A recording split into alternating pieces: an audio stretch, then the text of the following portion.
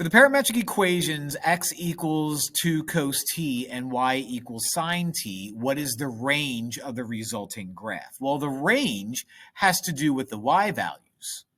Okay, now with the y values, what I do, and when I normally graph these guys, I pick a t, and then I pick, my x values and my y values and blah, blah, blah, and I have 0 and I have pi over 4, and I work my way down here. But common sense tells me that my range is going to be the largest number I get here. Well, the largest number I'm going to get is whatever I plug in, sine of whatever that's going to be, is going to be 1. So somewhere here, who cares what happens with t? Somewhere here, my largest y value is going to be 1, and my smallest y value is going to be -1. Okay. Similarly over here, not that it matters, my largest x value is going to be 2, and my largest x value is going to be -2.